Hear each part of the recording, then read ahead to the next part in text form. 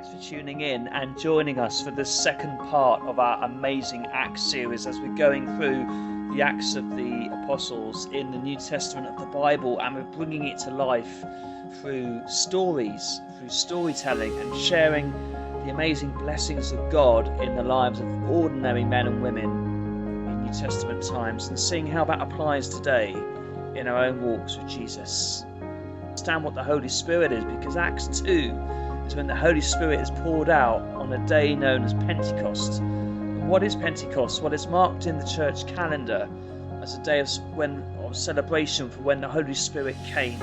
And the Holy Spirit came to empower the young believers for service to God, a blessing from God to encourage them to deepen their understanding of who Jesus was and to bring glory to the Father in heaven, so that the works of the Holy Spirit are always selfless and always giving out and always blessing the Father in heaven.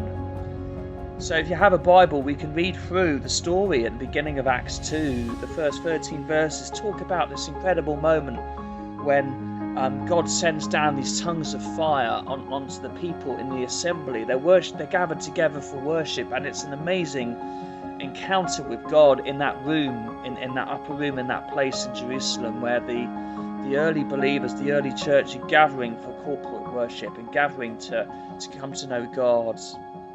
And as they're worshipping God, these tongues of fire come down and they're blessed with these words, and prophecies are given.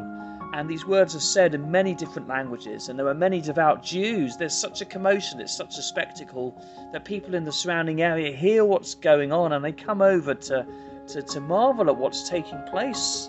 And they are marveling because they understand that this is from God. And people are being able to speak in many different languages representing nations of the Middle East.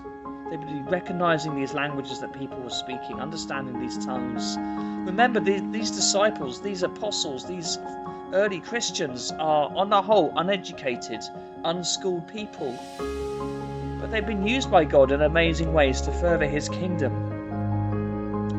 And we get to this amazing declaration. Peter, after the event, from verse 16, talks about how God has poured out his Spirit on all peoples, and he quotes from the prophet Joel, saying that my Spirit has been poured out on all people for the glory of God.